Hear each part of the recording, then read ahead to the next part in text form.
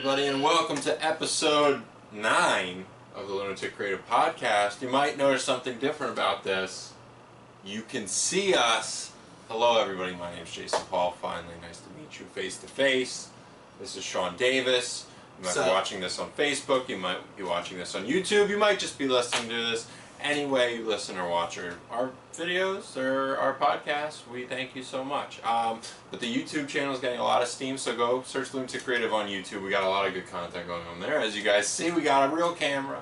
We're doing real things, and we couldn't be more excited. Twitter, Lunatic Creative. Instagram, @lunatic_creative. And of course, just come to our website, www.lunaticcreative.com. Saw some visitors from China, from Africa. Nice. All over. We're a worldwide experience now, folks. So, thanks. Everybody take a seat. Enjoy. Podcast number 9. A decent amount of news happened. Where do you want to lead off?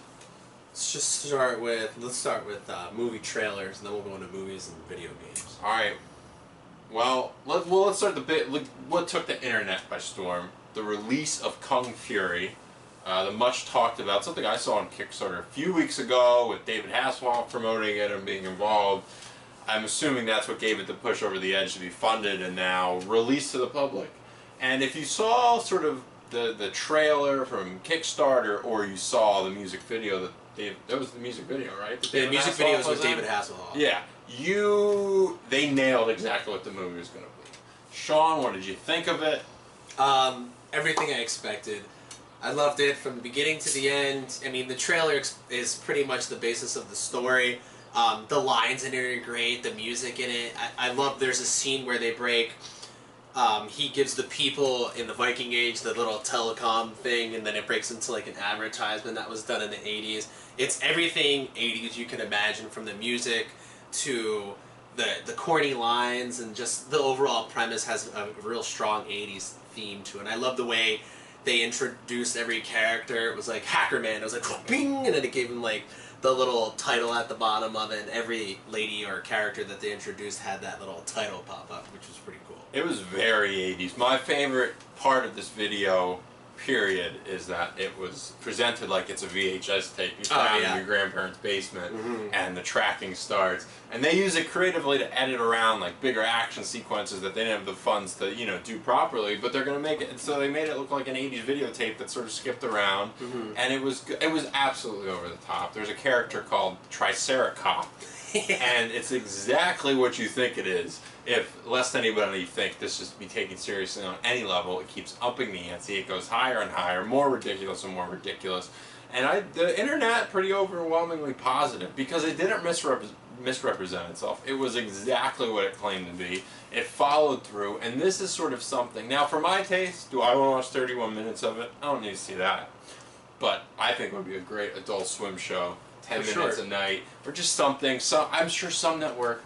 This filmmaker is very talented. The coolest thing about it, from a technical standpoint to me, is that it was made entirely in front of one green screen, in front of one wall, and that means there is a crap load of post-production work to be done, a lot of attention to detail, because the movie looks great. This is the kind of movie that's fan-made. Obviously, these people have professional experience. You can tell they work in the film industry, but something that you could do on your own like that for not a whole lot of cash, and it looks like something you'd see in a movie theater. Like 5 years ago, you wouldn't bat an eye if you saw it in a movie theater. It's pretty remarkable where technology's at. Definitely mad props to all the creative artists who made the landscapes in each one of the environments that they were in. Because, the attention to detail in some, I love that scene where they show, Nazi Germany, and it just pans all the way down into where the two guys are sitting on the bench talking about which one has a superior Hitler mustache than the other one. The guy starts to cry. Just in general, the overall, the attention to detail that this movie has, and like you said, it has a really awesome creative aspect to it, where the tape skips and things like that. I like that because it really sets you in the mood. You could have found this in your grandma's basement, or your uncle's basement in his VHS collection or something, and I think that was really neat. Yeah, it lived up to the hype, and this is a rare thing I think the internet sort of got right, and they were like, oh, this is going to be awesome, and it was it delivered, because it was exactly what it said it was going to do, and they did it well. And I love how the main character, every time the main character talked compared to the other ones, his voice was like ad lib, like an Asian kung fu movie where he's like, yeah. He like enunciated and really like he overacted it, and that's my bicep. He put on the voice and he went full force. It was like something that you need a total buy-in from everyone involved. It was going to come off the way they wanted it to come off, not just like cheesy, but like self-aware cheesy. And I think they definitely did that. So, for sure. You know, big props to them. I guess it might be bad that we don't know their names off of hand, that they didn't promote it in that way, but in some ways, I think that's pretty just got the Google search Kung Fury. Well, no, just like, you know, that they made something so awesome, but they didn't like market it as like, yo, this is a Jason Paul thing, and this is what I did. It was more like about the content itself, which I always see and appreciate, as opposed to somebody just trying to like, yo, now hire me to do this or that. It wasn't about the people who made it. It was really about like what they wanted to put out there as content. It's also like be a great video game. Like apparently there is a video game, and it is a 8-bit game where you go side to side scroll and all the dudes come out. I don't think you really transition to other levels, but I think there's a game either on their website, and the moves are just as ridiculous as they are in the TV show itself, or the movie if you call it. But the game I haven't checked out, but there is a game that follows for it. Well, that's really cool because it definitely lends itself to that. So that was like the impressive fan-made stuff over the past couple weeks. What else is on the docket? Movie-wise, I mean, we praised Mad Max to no end in the previous podcast. I want to just reiterate how amazing it is. If you haven't seen it, go see it. Please go see it. What else happened? We had some more Suicide Squad stuff. Of course, yeah. We had tons of stuff posted on the Facebook. The car chase scene, yes, Batman will be in the movie. Yeah. Which is pretty cool. I think we all want to see it. One thing we did notice, though, in the scene that the campers filmed, he is on top of the car that the Joker is driving, but he doesn't have his cape on, so that is reiterating the fact that his cape will be CGI, I guess, in certain points of the movie. It's fine because you can't. I mean, you can create wind, but I don't. Whatever. The footage of the car looked cool, and I think a lot of apprehensions coming on that Joker has a car, but we all need to keep in mind we don't know the context to any of the scenes that we're seeing. Like this could be a dream sequence. This could be something hallucinated.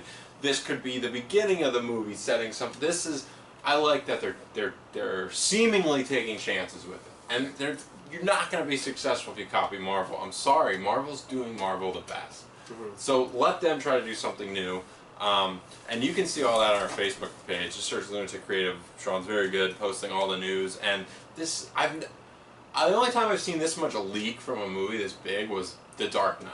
Before The Dark Knight came out, that was like the first of the movies that you're like seeing things from the set. You're like, yo, check out this crazy explosion, because they were filming in Chicago and like, huge downtown metropolis of people working, so people were just, and this was like the rise of the cell phone camera, so they would just whip out their flip phone, take it out, take a picture, take a video of all the stuff. So that was like the first movie I remember seeing things from the set leaked out, totally not on purpose. It's funny with this. It's really funny how nonchalant they are about it. Like, they don't seem security's really not there. They're just like, whatever. It's gonna get leaked out anyways, and maybe. Will people look at that as a way to say, oh, this movie's bad because we saw everything happen before it came out? The one thing I do like is the fan that they show who makes the comment on the Joker's costume, and he's like, oh, it's all right. Could have been better though. And I thought that was funny because people are, having that opinion about Jared Leto's Joker. But recently we just watched the Batman Dark Knight Part 1 and 2 animated movie. And I really think in a strong force that this Joker will be the way he's presented in that second Dark Knight part, because he has that business attire look to him, but he's still psychotic. And I think that's the look they're trying to go for with this new Joker approach with Jared Leto, is a professional gangster lunatic man. So, I mean, I guess we'll have to see how it unfolds. We have to see. I think the leaks are actually doing them good. People are talking about this movie. It was something that they probably wouldn't talk about right now because we haven't seen Batman vs. Superman yet. We don't know how that's going to turn out. And at least the hype train's going for this. It seems like they're all in putting Batman in there. So, this is going to be a big movie. So I hope that speaks to their confidence in Batman vs. Superman. Well, that has to lay the groundwork. They have to not hit a home run with that movie for anybody to end up caring about this. But I do think that them leaking as much, it shows they're confident in what they're doing. A good director in David Ayers, End of Watch was a phenomenal movie, and they incorporated a lot of cool techniques to film it, and I hope they sort of add to this, because this looks like it's going to be action-packed. And a lot of characters. There's going to be like so many. These villains are good characters, things you want to see on screen, things that are going to be visually stimulating and interesting. That the villains in the Marvel movies are not that. They're not the reason you go at all. They're not enticing. Even in this latest one, it wasn't. You're more there to see the team together. They're generic in a sense. It's more like, yo, we're fighting evil, not we're fighting the Joker, who is a deep character because XYZ happened, and he's you know. Thanos in the Infinity War will be that one character that the because they've been building. They've actually built towards it, and the previous movies, like especially this last one, Ultron was just, you know, created and went bad in like 45 seconds. Yeah. So there was absolutely no build. There's no depth to that character. At least DC, they're building depth, and I don't know if like the Suicide Squad is the title apropos to mean that they're gonna all die in this mission. No. Because I think it'd be cool to maybe have some go, but you're building up these villains in a sense that you're gonna be able to pick and choose for the next movies. Be like, okay, that one was really good on screen. That one wasn't so much. We'll hold off on that, and they can sort of pick and choose where to go. There's definitely like a core of characters in the Suicide Squad that you'll know they'll keep. Obviously, Harley Quinn. Obviously, the Joker, Killer Croc, Deadshot, Killer Croc. But there's a lot of other mercs there with them too that, you know, we would potentially probably see not last throughout the rest of the movie. But I'm sure the main core of the, you know, those villains will last throughout the, you know, the expansion of whatever universe they're creating here. But maybe some will die. I mean, I think you'd have to make some of them die just to show how mad the team is or how crazy they are to go out and just save the Joker like this. So yeah. But one thing you said on the set, we might have seen the mutant. A mutant, yeah. Like a henchman that was in the Dark Knight Returns. Mm-hmm. So there was some leak and talks about people with dirt on their face, either also speculating them being involved in Batman vs. Superman and as well as the Suicide Squad, with either the mutants that they present in the Dark Knight. Which are really rad and have that cool way of talking. Slice and dice. Slice and dice. Yeah. And I like that because it was Frank Miller's version of sort of, you know, the not so distant future, that thing. And I like how they came up with their own slang, and they're sort of, you believe them as like an entity of people. It wasn't just like mutants talking like humans. And yeah, they're clearly desperate to have some kind of leader or follower, because, you know, obviously in the Dark Knight series they start off as mutants, and then clearly Batman beats the crap out of their main boss. They're like, well, maybe we should look at this guy now because he's stronger. So they transition and become like the cult or the clan of Batman. Like, we're here to represent the Batman. It reminds me a lot of War Boys and Mad Max, where they were sort of just searching for a purpose. They all sort of look the same and generic, but like you could tell that they were searching for a greater purpose in life, and they were easily side with a greater power. Yeah, like, this guy clearly represents something that he knows what he's doing. So I'm gonna be a part of this guy's team now. They weren't super intelligent, but they were driven to do something. They didn't want to just, you know, sit around. So that's cool. I'm sure they will continue. Things will continue to leak out for the next month or so until they finish filming. What came from that basically also is the fact that Will Smith is Deadshot in that, and the character Noah in The Walking Dead just leaked out about a week ago that Jaden Smith will play Static Shock, or that's coming along. Me personally, I don't think a Static Shock movie would do well. I don't think it's gonna be his own movie. And it's gonna be its own standalone movie, and I don't think it will do well because maybe it's gonna be a kids movie. What it's rated will influence it a lot, but it's like, honestly, I wouldn't really care to see a superhero who flies around in a garbage pan. Like, for me, it's one of those things where you know he's getting that role just because his father is now related with Warner Brothers and DC Universe. He is he's been in movies before. He's not, you know, it's not only one of them was good and the other one was absolute garbage. But that's a pretty good record for if you were 10 years old, nothing would have been good. Oh, maybe, I don't know. But what, you saying Karate Kid was good? Karate Kid was good. Karate Kid was good for a new remake of the original one. It had a different twist to it too, because it take place in China with the kid coming in not knowing anything about, you know, the Chinese culture and not. It's not going to be good as the original. No matter of course, no, it definitely was not. I mean, the best part about that movie was having Jackie Chan in it as the Mr. Miyagi type, which was cool.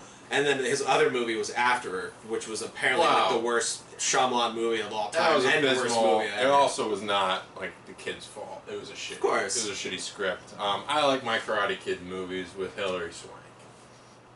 Like the next Karate Kid. I need Hilary Swank in all my Karate Kid movies. They need to remake it one more time with her as the kid again.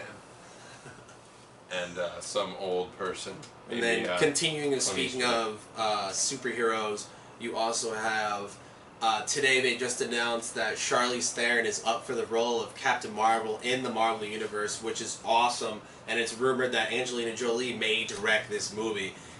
There's coming upon agreement right now to see what's going on with the entire situation, but we do know that Charlize Theron is really good friends with Angelina Jolie because of her relationship with Sean Penn and him being good friends with Brad Pitt. I personally think that she would kill it at playing Captain Marvel, and I definitely want to. You really want to see a dominant female character in the Marvel universe. You have Black Widow there, but she's kind of there. She's like your mid-grade. She's already been like pushed. Of course, she's a part of the Avengers, and she's your mid-level superhero. She's not someone who really has superhero powers. Yeah. We want to see a female who brings another power to the table, and especially with an attitude. And Charlize Theron, I think, will bring a Robert Downey Jr.-esque, mindset and like overall, acting capacity to this movie as a female role. So I'm all for it. Definitely with the performance of Mad Max. I'd love to see her be Captain Marvel. I would not want anybody else after they announced this today. I think it's the best pick they could possibly do. I mean, she rocked her bald haircut pretty awesome, and now if she is Captain Marvel, she will rock a mohawk, which would be pretty neat. All right, and I'd love to step up. I'm in for that. Mad Max. Like, you can't walk out of that movie and not be like, oh, Charlize Theron stole the show. So, I mean, she could definitely play a superhero. Love to because one, I think she should be a role model to a lot of people. She's That's awesome. what she's doing in Hollywood, and that badass role she took in Mad Max. And why not? Because these superhero movies are the westerns of our time. There's going to be so many, and it is a shame that there's not a female character out there that, of course. That I think Catwoman is the closest thing you get to it, and the last good rendition was Michelle Pfeiffer, which is like early 90s. Other than that, you haven't really seen anything besides Hit Girl with Chloe Grace Moretz. Well, there's Catwoman and the Halle Berry one is absolutely horrible. I'm talking about it in Dark Knight Rises, but it wasn't. Oh yeah. I mean, I think that whole movie's sort of a mess. She didn't play a. She played a pivotal role, but it wasn't her. It wasn't story. the Catwoman we really wanted to see. It was fine and serviceable, but it wasn't what a movie, what hopefully Captain Marvel would be. Hit Girl, Chloe Grace Moretz kills that role. She played it to the T, to the awesomeness. And I heard rumors that they're going to try to do a spin-off solo Hit Girl movie that they're discussing right now, which would do well, because I mean, I think after the first one, you see it, and you see her cut that dude's leg off, and you're like, holy crap, this girl is a straight-up badass. I need to see more of her, forget Kick-Ass, don't care about Kick-Ass, I want to see more Hit Girl. And I think that'd be cool. Another big movie news, this from the dominant entity we call Disney. Tron 3 is no more. Canceled. Game over, as the headline says that we posted on Facebook. De-rezzed.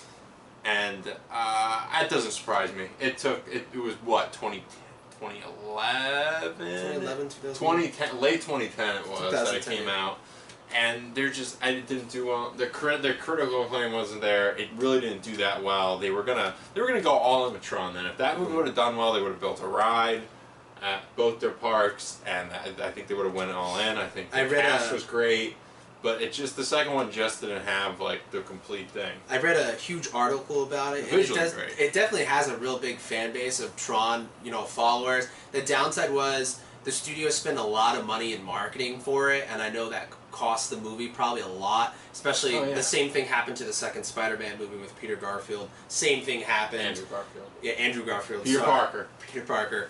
And there is actually a pension online that already has, and it started almost petition? 24. Yeah, petition. My bad.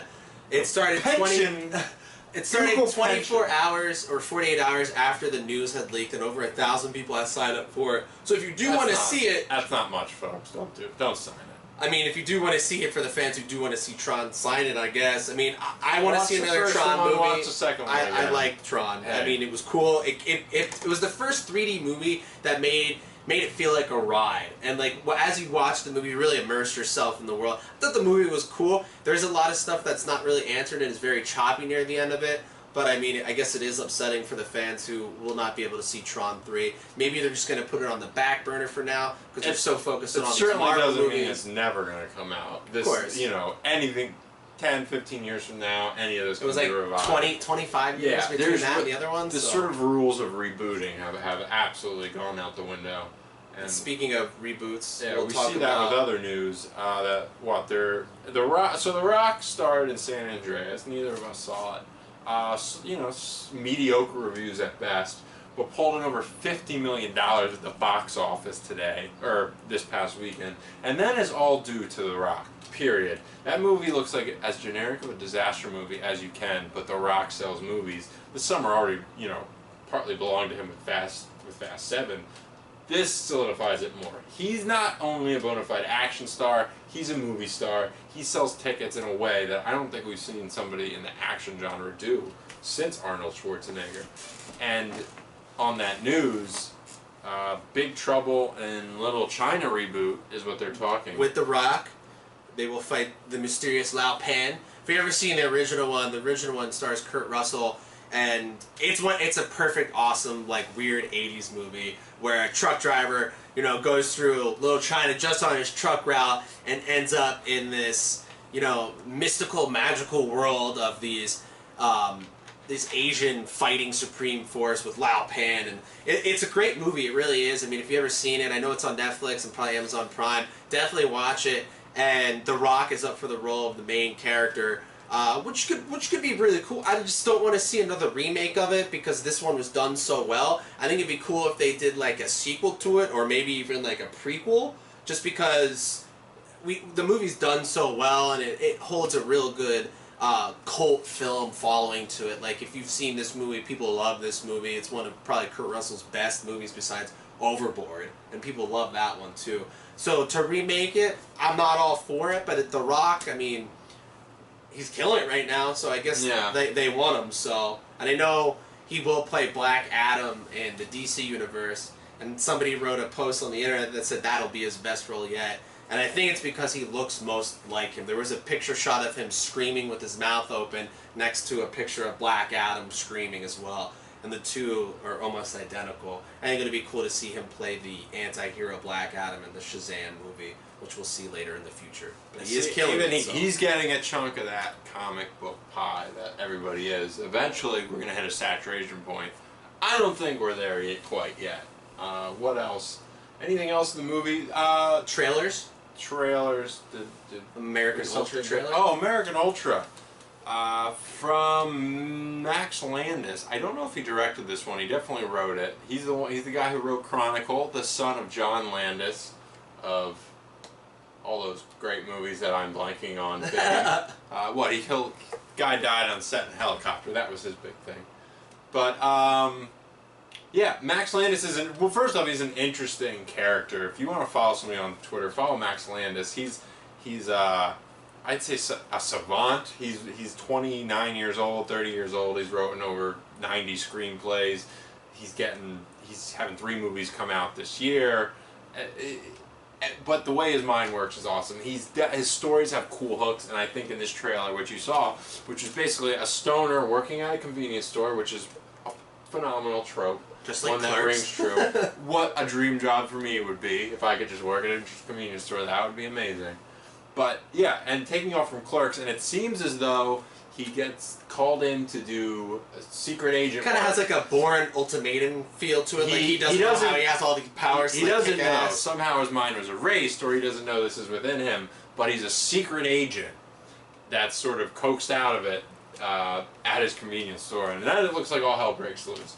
And the main character is Jesse Eisenberg, played by Jesse Eisenberg, and I think he can play that sort of role great. Yeah, I liked him in like 30 Minutes for Less. I think he did sort of a stoner, like aloof guy, and his girlfriend in it is Kristen Stewart.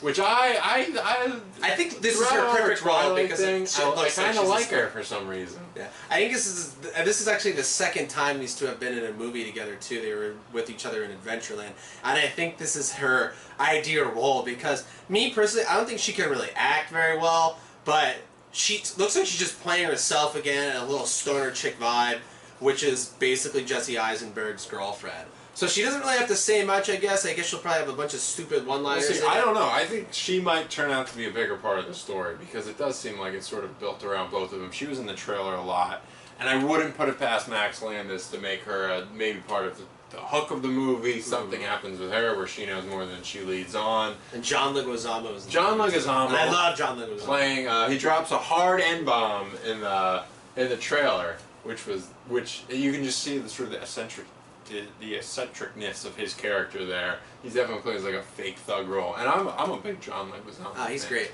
Going back to Mario, like how can you not like Luigi Mario? The Violator and Spawn, which is absolutely a horrible movie, but he's literally the best thing that came from that movie. Yeah, that's my favorite role that he's in. I also like him in The Pest.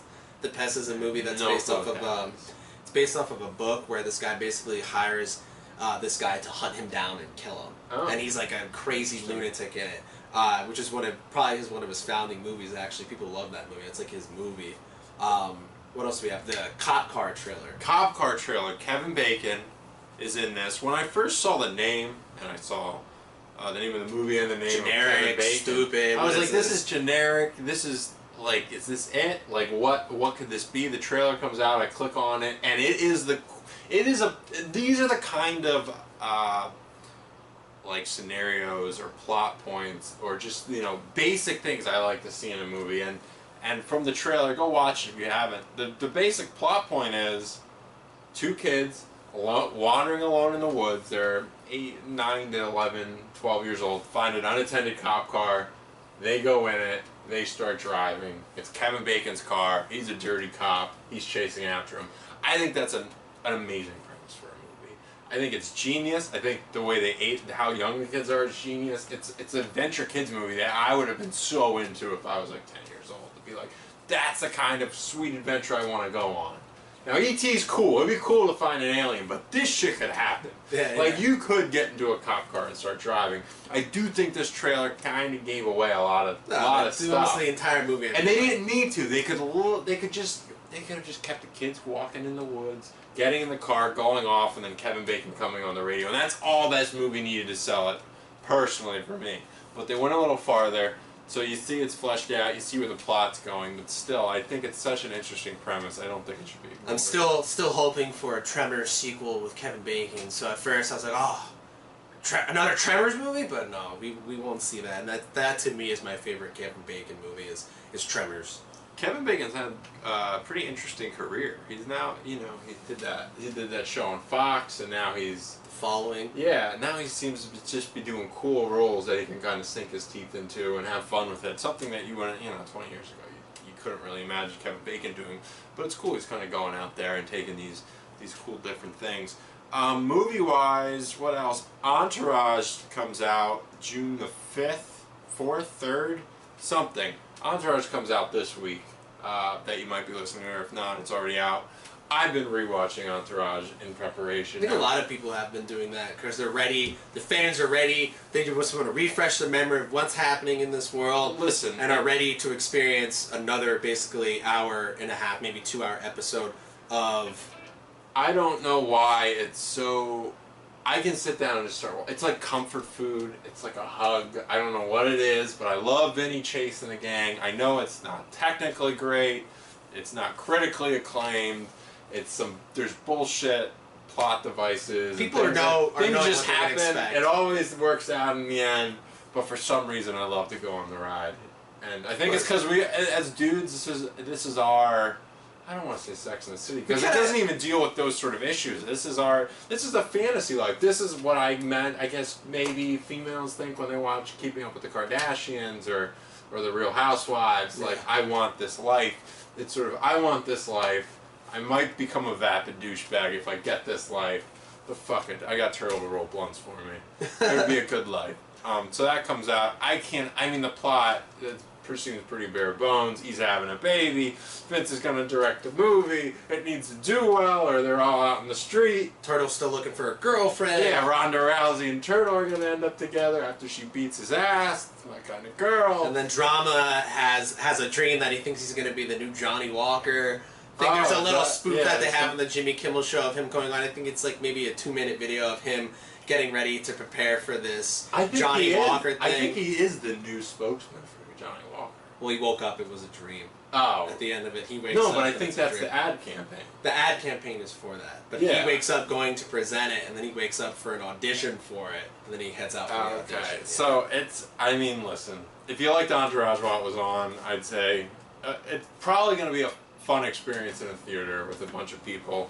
It's definitely a bro that are all movie in on the joke. Yeah. If you want to go see like people with backwards hat and Sperry's on, you check out your local Entourage screening. What else comes out this week? Spy. It comes out. Paul Feig's latest movie with Melissa McCarthy. Jude Law, Jason Statham, Rose Byrne, who's my #1 Hollywood chick right now. So I'm rooting for her to continue her reign of dominance.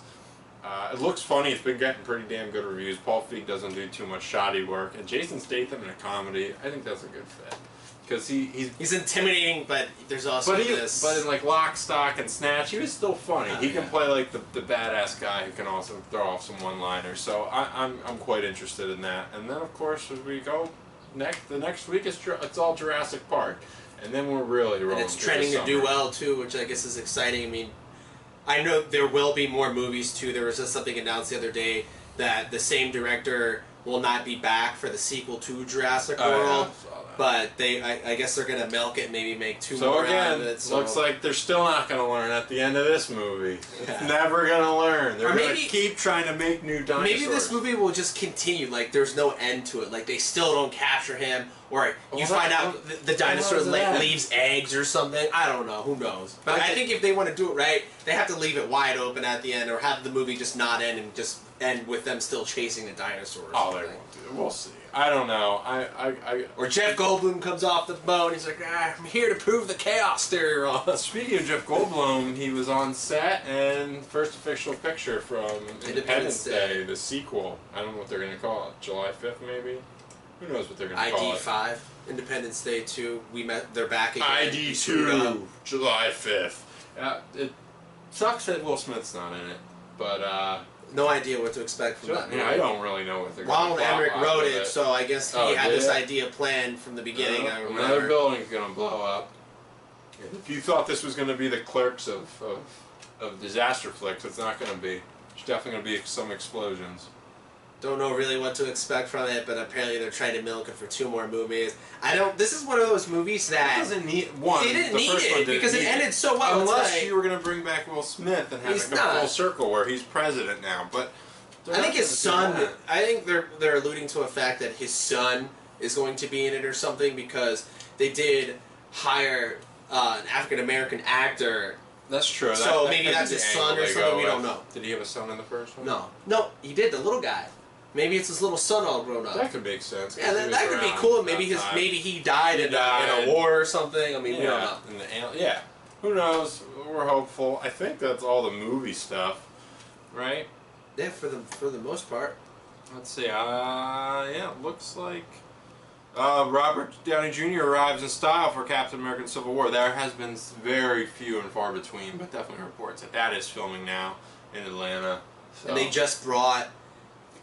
About a week ago, they just brought 6 actors that they're narrowing down. So apparently, Asa Butterfield's role of being, being Spider-Man isn't patent yet, and he has not assigned any papers. He's just a finalist. So I think there's down to 6 people right now. And yeah. I want to see a smaller, younger Peter Parker myself, and I'd even like to see the Miles Morales Peter Parker taken upon, because that would be cool. That would bring in another African American actor to the Marvel universe.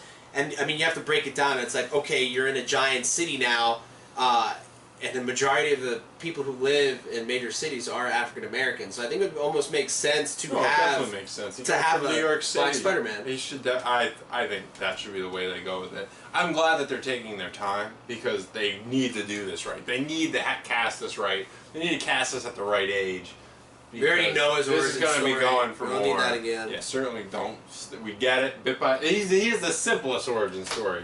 Bit by a spider becomes Spider-Man. What the fuck is more simple than that? But they need to. It's got vengeance from Uncle Ben. And yeah, we all know this stuff. Everybody knows that. Yeah. That's like don't Batman. need to tell it again. So with that said, hopefully they cast the right person. Hopefully he starts off with a bang in Civil War, and he'll swing right into his first movie with Sony. If we get a good if we have good Spider-Man movies, we got good X-Men movies. Hopefully this Batman movie's good. The Avengers movies are great. 20 years we see Marvel versus DC. Maybe. Well, that's gonna happen. There's no way that doesn't happen. There's too much money to be made before this bubble bursts, and maybe it's after it bursts that they're like, all right, let's do one more. Batman versus Iron Man. Woo. It's got 65-year-old Robert Downey Jr. here, who would still probably look great and be as fast talking. Well, straight up just be in the Iron Man suit the whole time and just use his voice. Yeah, you don't even need him. So I think that's going to eventually happen. Let's see what else is going on in the video games. The sphere of geek. Huge announcement today.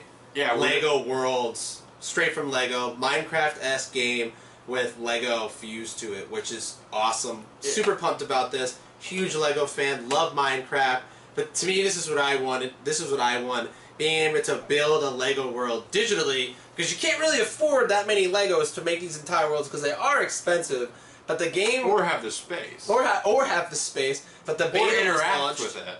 Like you don't get to interact with it in the way you can't really fly the helicopter. But basically, what this is, it's Minecraft, but with tremendously successful licensed toy company like Lego behind it. The biggest toy company in the world right now, and they put their name on something that sells, and then you put it in a video game, and the crazy thing about Lego is their video games are loved. Yeah, they're awesome. They do great video games. This is sort of a match made in heaven. And Warner Brothers is attached to it, and as we know, they don't make bad games. Shadow of Mordor killed it. They've got Game of the Year. They also have the Batman Arkham Knight coming out. They don't make bad games. So to have Warner Brothers attached to this with Lego again, I mean, it's a perfect marriage. Like, you can't complain anything less. Game's only $15. Beta's open now. It's on beta, so I don't know the world. I'm assuming it'll eventually go to the consoles. Right now, I don't think they've said anything about that, but it looks like people are willing to play this sort of game with Minecraft, and I think people of our age are maybe more apt to do the Lego version than the Minecraft. Such a bigger following. We know the brand. The Minecraft stuff doesn't. The game looks like crap. I know that's like part of the charm, but Minecraft looks horrible. It's blocky. And again, I know that's a thing, but it doesn't look good. It's not aesthetically pleasing. You know what is aesthetically pleasing? Those Lego games. They're great. Yeah. You close something else, coins come out. They're bright. They're colorful. They look wonderful in HD. I wonder if there will be a main purpose or a mission to this. Because in Minecraft, it's to kill the dragon, apparently. I think no. I think this is going to be. Like, I think this is going to be. It's a sandbox. You do whatever you want. There's going to be goals within it. Being able to ride any animal and build cars and helicopters is one of the coolest parts about it. Because that's what Minecraft lacks, is the travel aspect. You can get in the mine carts and travel, or now with the new releases, you can get in the horse and stuff like that. But there's nothing really there that can transport unless you're just in free build or whatever. And I think that's one of the things that's going to be really attractive to this Lego world, because there's so many things you can have in the Lego world. There's so many different diverse universes in the Lego world, and having it all be in one sandbox is just something that aesthetically will be pleasing. You can fly anywhere. I mean, just in the trailer you see the guy skydiving, and there's a dragon in the cloud, and just the Lego guy sitting up in the cloud. Well, they have the dynamics in place, because the Avengers game, or the Marvel Legends, or whatever they called it, all the powers were right. You could swing if you were Spider-Man. You could fly if you were they were perfect. So they have all these capabilities. They've already fleshed this out technically in a bunch of other games. So why not pull it all together? And I think for that ultimate experience would be if we could use licensed property. if you could create a Jurassic Park and have a dinosaur come in, hop on the dinosaur, go meet up with Iron Man, go kill a Hobbit from the Hobbit. Yeah. Like, do all these things. Maybe this is the this could be also the segue for Lego to get more involved in a digital aspect of a game where you could buy the Lego set, because I know they try to make a set and then use UPCs from the Lego and embed them in this Lego world, which would be awesome. They're already going down that path. It's smart. It's 2015. You need to have a video game presence if you're a toy company. If you have a brand that's big, kids are gonna let them carry it with them on their phones. Let them play it on their consoles at home, and don't let don't disengage with them at any point, because something like Legos, it is so creative, and the Lego movie got so big. This is huge, and I think it's already doing great on Steam. Review-wise, it is, which is awesome. And then the price point is at a point where, even though it's not a fully fleshed out game because it's an early access game, not too many people are going to say no to it because it's only $15, which is a tremendous deal for a video game. You know, in a world where you're paying, out of here with 9% sales tax, you're paying $66 for a game if you go get a plus another $60 in add-ons if you want the full package of games. And plus you got in your expansion packs, you got annoying GameStop employees trying to make you pre-order things or selling. You'll get the DLC. Selling you a link cable for your Game Boy Advance when you just want to play Pokemon it by yourself under your covers. This is the world we live in, but it's good that Lego's sort of drifting off from that. They're going to do their own thing, and it very well could. Take who you want to get on this are hardcore gamers, and we're hardcore gamers. They're logging on to Steam every single day. I definitely will be downloading that today for sure. Super pumped. Told a bunch of my Minecraft buddies about it. My one buddy Taylor, shout out to Taylor, said I want to play this game so bad, but I know I have to invest so much time in it. I may consider doing it. I don't even know, but who knows how it's going to be? Maybe you can import other people's stuff. And we'll give some reviews about it too, because I'm probably going to play it, let you guys know how it is. I'll post to we'll the talk Facebook about it, scenes. and then maybe we can get a group going within the game if you can travel. A lunatic creative world that you can come in and make your houses upside down and just have to don't ever do that. No, we have strict homeowners association rules in the Lego world. Your houses must be upright. Your dog's on 4 legs. No cats allowed.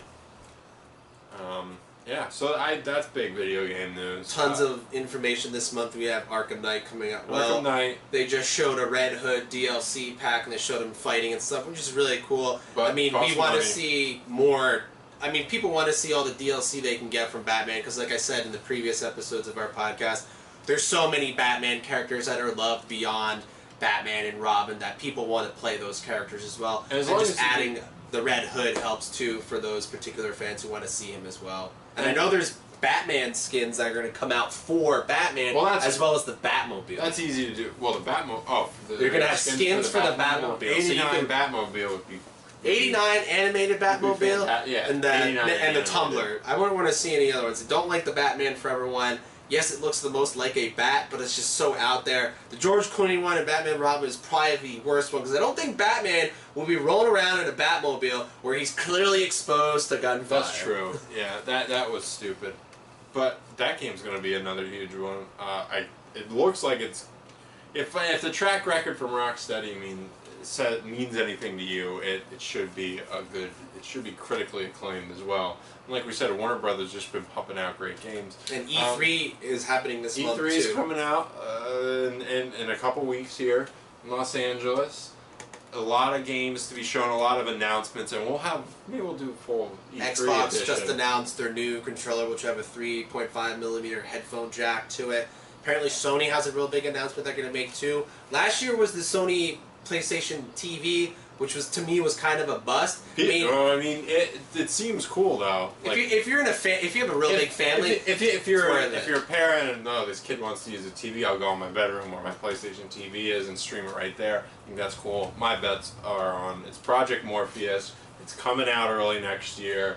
Here are some launch games for it, and I think the price point for Project Morpheus, the 3D accessory that Sony has already announced, is going to be very key.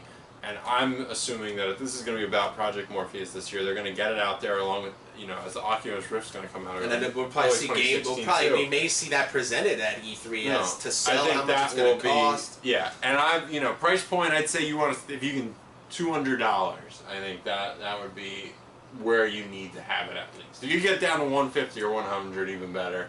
But it's also all going to come down to the software they have. Hopefully they have some cool games in the pipe. People will become cross-eyed after using it. There's a lot of... I'm going to take that risk. I've been waiting for 3D for so long, and I see a lot of hate at people.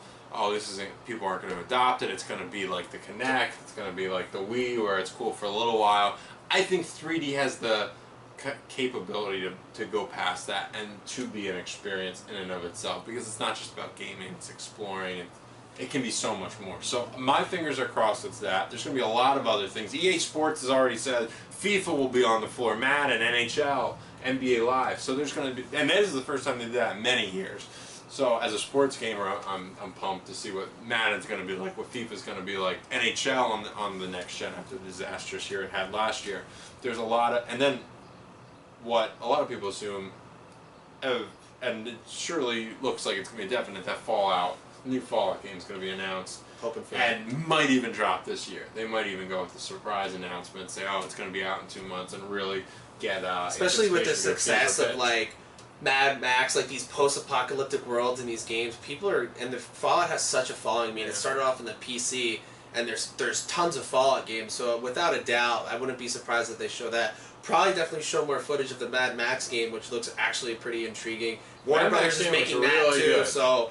I think it looks pretty awesome, especially with the success of the movie. If it plays as cool as sort of the gameplays look, I'm all in on that Mad Max game. I might want to play that more than Batman. It looks like GTA, but in the Mad Max world, and I'm down. It has like RPG elements that I can get behind because it makes sense in that world that you would have to craft things. As opposed to these fantastical worlds where it's like, wasteland. There's dragons, but you can't have a bow and arrow until you get to like a level 5, which doesn't make sense. But here it is. You know, there's just supplies and elements from the earth, and do with them as you will, and have your own car and go around and see these different tribes. So I'm very hopeful for that. So the video games are looking. And we did post on the Facebook website. Somebody did create an actual Lego version of the giant gas tanker and several of the cars, which were really awesome.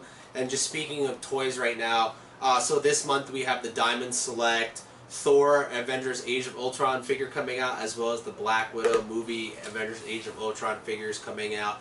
Now, mind you, the Thor figure in the movie world, in terms of the Marvel Select figures, it's actually one of the hardest ones to come by, and it's actually quite expensive. The Loki figure alone is $250 up to, if you can find him, and more or less like you're going to find him online. But the Thor Marvel Select figures are quite expensive because I guess people want that Thor figure. So we will hopefully be able to get. We will hopefully be able to get the Marvel Select Thor as well as the Black Widow. We'll give you guys some reviews on those. They come out this month. If we can get our hands on them, we'll definitely show you them. Won't unbox them though. As you can see, they have to go to the wall of Diamond Select Marvel figures. Huge shout out to them. Love their stuff. They just keep making great stuff. So hopefully we'll get a hold of those. And then next month you obviously have the Ant-Man figure coming out. So has some awesome toys coming along the way. We will hope to show you guys. You should send us some free stuff, Diamond Select. Look at this. Look at what we're doing for you. The advertisements. We will unbox them, review them, give them away to all the fans who watch us, because I know there's a bunch of toy collectors out there who watch our TV show, or I'll say just TV show for now, who watch our show and they love this stuff too, you know, as much as I am and as passionate about this stuff as I am.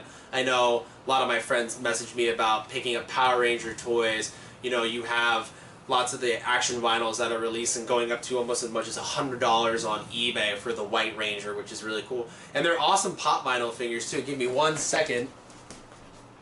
Actually see them right here. It's probably one of the coolest figures ever. It's actually one of the rarest guys out there right now. But these are some of the coolest action vinyl toys I've ever seen. And as you see, we have this camera. We're doing more video content where you're going to get to see this room and sort of all that Sean has collected over the years and amassed, and it's quite impressive. So we're going to start doing that video by video, letting you into our world and seeing what he has, toy-wise, art-wise. I might show you my room, but there's really not much there unless you want to see me turn on my PS4. Anybody? And sleep. And sleep. And eat. But yeah, I think that was a pretty successful episode 9 of the Lunatic Creative Podcast. Find us on the internet, or you find all your other lovely websites, www.lunaticcreative.com. Subscribe more to and more YouTube. people keep coming every month. I love it. Subscribe to our YouTube channel. We're going to give Thumbs stuff up the away. video. It's going to be awesome. Like the video, comment on the video, hate the video. I don't care as long as you watch the video. Tweet about us. Tweet to us at Lunatic Creative. Instagram about us. And we're pretty good about Twitter. If you like us or follow us, I will thank you for doing that, because we appreciate that. It's you guys who are going to make this become successful. So I just want to thank all the people who are subscribed, who follow, who like. Tell your friends. We want this to become something even more. We want to be able to give stuff away to you guys. That's the most important thing. Not just our love, but also physical goods, which is what you really want to watch for. iTunes, as always, just search Lunatic Creative and give us a nice subscribe, a like, a comment, and most importantly, just let your friends know. Tell them you're getting your news from a couple of weird dudes that feel the need to sit in front of a camera and tell you the news. But thank you everybody for joining us. For Sean Davis, I'm Jason Paul. This was episode 9 of Lunatic Creative Podcast. Peace out.